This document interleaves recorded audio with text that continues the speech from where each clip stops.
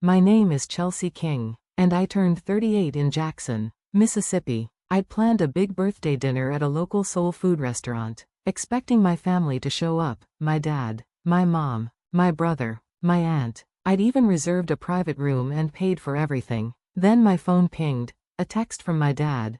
Don't expect anyone to show. My stomach dropped. I opened social media, and there it was, a group photo of them all in Miami, lounging by a pool, sunglasses gleaming. The caption read, "Finally together." I stared at the screen, my hands shaking. They didn't just skip my birthday, they flaunted it. I typed one reply. What a coincidence. That night, I logged into my accounts and froze every expense account tied to their rentals. By morning, my phone lit up with 28 missed calls and voicemails piling up. They thought they could ditch me and keep cashing my checks. They were wrong.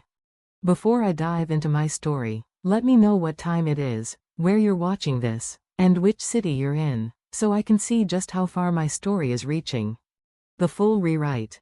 The soul food restaurant in Jackson was the perfect spot, family-owned, warm, the kind of place where you feel at home. I'd reserved a private room weeks in advance, ordered platters of fried catfish, collard greens, and cornbread, and double-checked every RSVP. My dad, my mom, my brother, my aunt, they'd all promised. I wanted this birthday to be special, a chance to bridge the tension that had simmered for years between us. I'd even convinced Owen, my boyfriend of 3 years, to dress up, though he hated it, a mechanic with his own auto shop. He had quiet strength and calloused hands that always found a way to fix things, cars, my bad days, everything. My family called him Grease Monkey behind his back, said he wasn't good enough. I thought my birthday could change their minds, show them the man I loved. But I've been a real estate investor for over a decade now. I own 6 apartment buildings in Jackson, and my family lives in 3 of them, paying well below market rent, sometimes half, sometimes less. I've covered their late payments, waived fees, even paid for my brother's car when his business tanked. My dad calls it our family empire, like he built it. He didn't. I started with my grandmother's small inheritance and built it into 25 units. Steady income. They've leaned on me since, expecting handouts while sneering at my choices.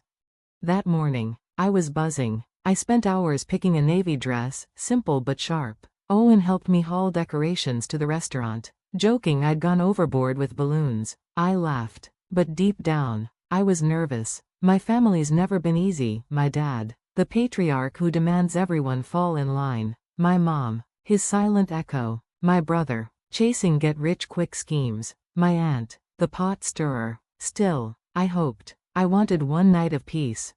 Then my phone buzzed. I figured it was my dad saying they were running late. Instead, don't expect anyone to show. No explanation. No apology. I read it twice, the room shrinking around me. Owen asked what was wrong, but I couldn't speak. I opened social media, desperate for a clue, and found the photo, my whole family in Miami, poolside, drinks raised, sunglasses gleaming. The caption, "Finally together." Friends and cousins commented with heart emojis. Not one mentioned me. My aunt posted it, her smug grin unmistakable. My brother laughed, arm around my mom, who looked happier than I'd seen in years. My dad stood center, proud. This wasn't a last-minute trip. They'd planned it, kept it secret, and chose my birthday to rub it in. I felt erased, like I was never part of the family. I wanted to scream, to call them out, but something stopped me. I'd spent years swallowing their jabs to keep peace. Not this time. I locked my phone, steadied my voice, and said to Owen, "Let's eat." We sat at a table meant for 10, surrounded by untouched platters. Owen cracked a joke about the balloons, trying to lighten things. I forced a smile, but my mind raced. They'd humiliated me and still expected my checks. They had no idea who they were dealing with. By the next morning, that fire hadn't cooled, it had grown. I sat at my desk, laptop open, and dove into the leases. I drafted new agreements, raising their rent to market value, $2,000 a month per unit. Mississippi law required 30 days notice, so I sent the emails through my property software. No warnings, no discussions, just cold numbers. Then I turned to the strip mall my brother used for his failing consulting firm. He paid $500 a month for a space worth $4,000. I'd subsidized his fantasies long enough. I called my real estate agent, list it, find me a buyer fast. By afternoon, she had a developer offering cash, 20% above asking. I signed the preliminary agreement. His lifeline was gone. By 6 o'clock p.m., my phone buzzed. My mom. What's this about rent? Call me. My brother. You can't do this, that's my business. My aunt whined about family. My dad. This is low, even for you. I read each one, jaw clenched, and said nothing. They'd cut me out. Now they were scrambling. By morning, 28 missed calls, voicemails piling up, angry, then desperate. They thought guilt would break me. They were wrong. Owen watched me sip coffee that night. They're freaking out, I said, sliding him my phone. He smiled faintly. They didn't see you coming. I didn't answer any of them. My brother offered to make it right if I gave him time. My mom guilt-tripped. My dad threatened, you'll regret this. I turned my phone to silent. I'd drawn my line, and I wasn't stepping back. 2 weeks later, the strip mall deal closed. My brother's business was out. My parents got their 30-day notice. They'd taken everything, my money, my time, my love, and thrown it at a Miami pool. They'd called it, finally together, like I was the problem. But I wasn't the problem. I never was. I was the one who held them up, and they chose to let me fall. Now they're learning what life looks like without my support. And I'm learning that sometimes, the only way to save yourself is to let go of the people who were always willing to let you drown. 3 days after I raised their rent and listed the strip mall, my parents showed up unannounced at my doorstep. I'd been expecting this, but seeing them there, my dad's jaw set. My mom's eyes narrowed, still sent a jolt through me. Owen was at his shop, so it was just me standing in my living room, facing them down. My dad didn't waste time. You're being selfish, he snapped, his voice sharp as if I were a child who'd broken a rule. Raising our rent, selling your brother's business space. This isn't you. My mom jumped in, softer but no less cutting. We're your family. You're tearing us apart over a tantrum. I stood there, arms crossed, letting their words hang. They thought they could march in and guilt me, and I'd fold. They didn't know I was done playing their game. I leaned against the counter, keeping my voice steady. You chose Miami over my birthday. You posted it for the world to see. Don't talk to me about family. My dad's face reddened. That was a family trip. You could have come if you weren't so stubborn. Stubborn? I almost laughed. They hadn't invited me, hadn't even hinted. My mom tried a different angle, her voice trembling with rehearsed tears. We didn't mean to hurt you. We just needed time together. You've been so distant. Distant? I'd been covering their rent, bailing out my brother, swallowing their jabs about Owen for years. I shook my head. You don't get to rewrite this. You made your choice. My dad stepped closer, pointing a finger. You think you can cut us off? We built you up. You'd be nothing without us. That hit a nerve, but I didn't flinch. I built myself, I said, my voice ice cold. Those apartments, my work, that strip mall, my investments. You've been living off me, not the other way around. My mom gasped like I'd slapped her. How can you say that? We're your parents. I didn't back down. Parents don't ditch their kid's birthday and flaunt it online. You did. They stood there stunned, like they hadn't expected me to fight back. I wasn't the pushover they thought I was anymore. Before they could respond, my phone buzzed with an email from my bank. I glanced at it, and my stomach tightened. An alert about a credit inquiry. Someone had tried to open a loan in my name. I opened the details, and there it was. My brother's name tied to an application for a $50,000 business loan, using my credit and my properties as collateral. He'd gone behind my back, thinking he could cash in on my name to save his failing business. I looked up at my parents, my anger boiling over. Did you know about this? I asked, holding up my phone. They exchanged a glance. My mom's face paled. He's desperate, she said. He didn't mean any harm. I laughed, a sharp, bitter sound. No harm? He tried to steal from me. I pulled up the bank's number, called them right there, and reported the fraud. The loan was denied. My credit was locked. My brother's scheme was dead in the water. My dad tried to interrupt. You're overreacting. He's your brother. He needs help. I cut him off. He needs to grow up, and so do you. I told them to leave, my voice firm. There's no deal to make here. The rent's going up. The strip mall's sold. You figure it out. My mom started to cry, real tears this time, but I didn't budge. You should have thought about family before you ditched me, I said. Get out. They left, my dad muttering about how I'd come around, my mom sniffling like I was the villain. I shut the door, my hands shaking, but my resolve solid.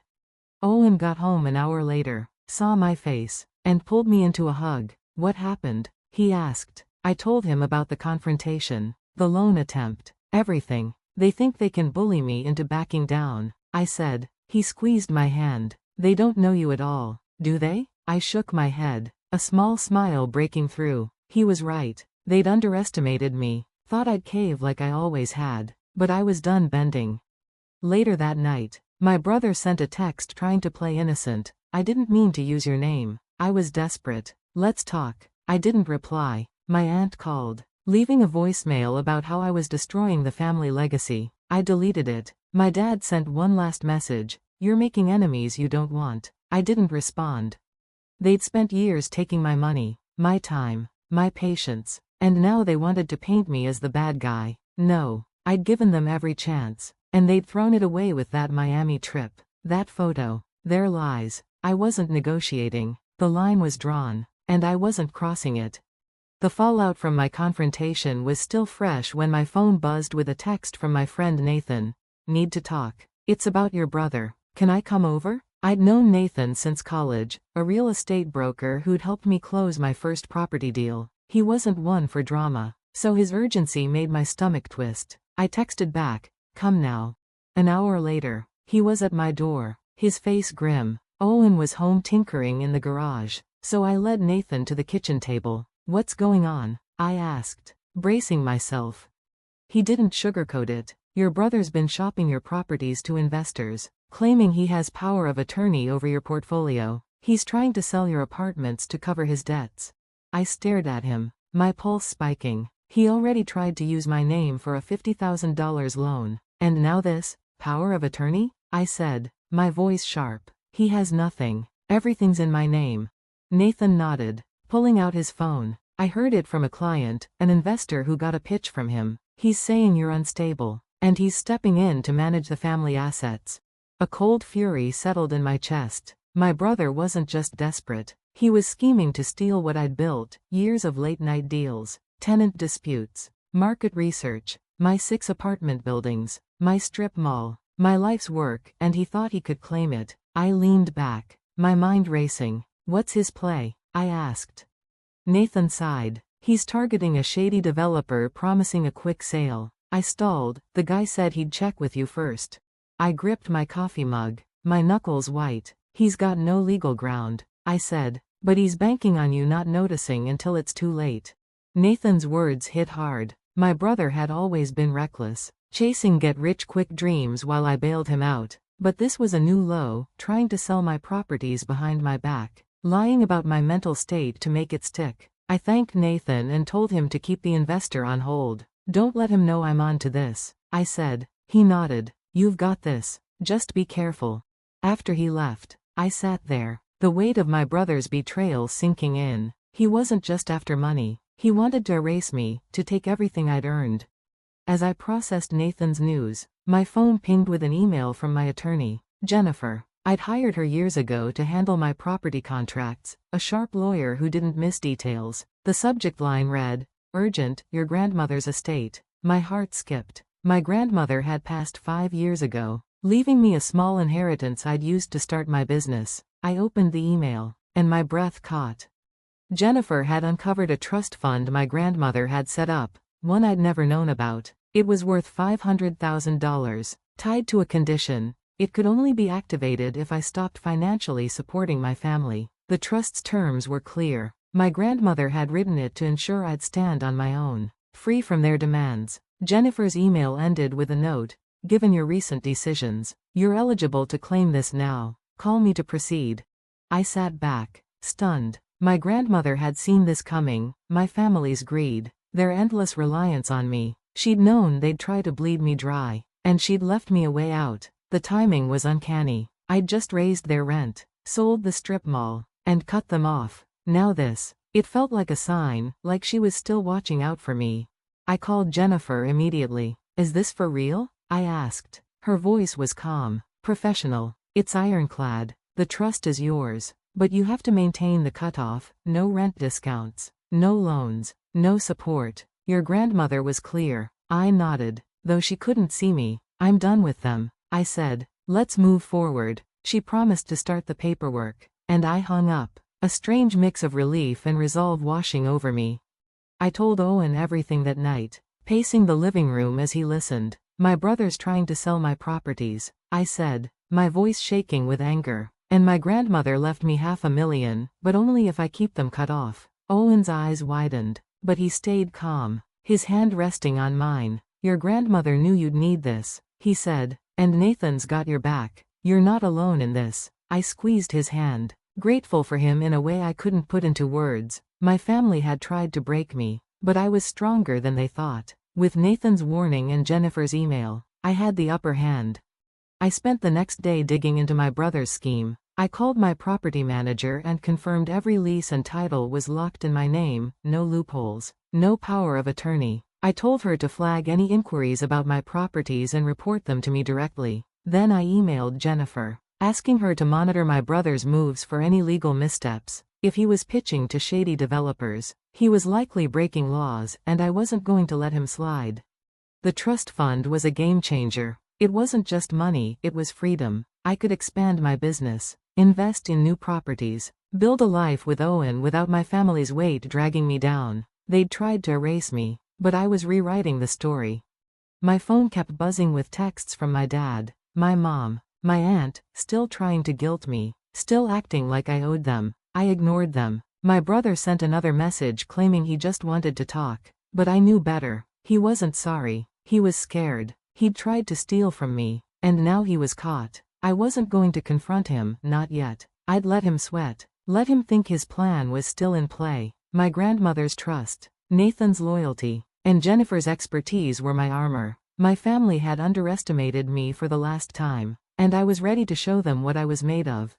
A month later, word got back to me about my family's new reality. My dad, my mom, my brother, and my aunt had moved out of my apartments. Unable to afford the market rate rent I'd set, they'd landed in a budget complex on the edge of Jackson, cramped units, thin walls, no pool or gated entry, the kind of place they'd once sneered at when they lived off my generosity. My brother's so-called consulting firm was gone. His office space, now a vape shop, in the strip mall I'd sold. My dad's boasts about the family empire were silent. He was driving for a ride-share app to make ends meet. My mom had taken a part-time job at a grocery store, her designer bags replaced with a faded tote. My aunt, always the loudest about family pride, was renting a studio, her social media posts now just complaints about noisy neighbors. I didn't feel joy hearing this, just a quiet satisfaction. They'd built their lives on my back, expecting me to keep them afloat while they judged my choices and excluded me. Now they were facing the real world, stripped of the luxury I'd subsidized. I'd given them years of cheap rent, loans, second chances, and they'd repaid me with betrayal. Their new reality wasn't my fault. It was their consequence. I'd learned the hard way that family isn't about blood, it's about respect. They'd chosen to cross me, and I'd chosen to stand up for myself. With the $500,000 from my grandmother's trust, I took a leap I'd been dreaming of for years. I sat down with Owen one evening, my laptop open to a business plan I'd been sketching. What if we started our own real estate company? I asked. His eyes lit up. That steady confidence I loved shining through. You've got the brains, babe. I'm in. We spent weeks hammering out the details, incorporating, scouting office space, building a client list. Nathan connected us with investors, and Jennifer handled the legal setup. By spring, we'd opened King Properties, a small firm focused on affordable housing in Jackson. Owen took charge of operations, his practical know-how balancing my vision. We hired a small team, and I used the trust fund to buy 2 new apartment buildings, ones we'd renovate to give families a decent place to live without breaking the bank. Every step felt like a reclaiming of my power. My family had tried to tear me down, to steal what I'd built, but I was building something better, something mine. Owen was by my side, not just as my boyfriend but as my partner. His belief in me unwavering. The trust fund wasn't just money, it was my grandmother's way of reminding me I was enough. She'd seen their greed, known they'd try to hold me back, and given me a way to rise above. Starting King Properties wasn't just about business, it was about proving I didn't need their approval to succeed. Looking back, the lesson hit hard. Self-respect isn't negotiable. I'd spent years bending over backward, thinking I could earn their love by giving more. But love doesn't work that way, and neither does family. They'd taken my kindness for weakness, but I'd shown them I was stronger than they ever imagined. I wasn't the villain in their story. I was the hero in mine. Every deal I closed, every tenant I helped, every day I built with Owen was a step toward a life I chose, not one they dictated. To everyone who's followed this story, thank you. You've been with me through the hurt, the fight, and the triumph. Your support means everything. It's what keeps me going, keeps me sharing. If you felt something from this, if it's hit home, please hit that subscribe button. Join me for more stories about standing up, fighting back, and finding your own path. You're not just viewers, you're part of this journey.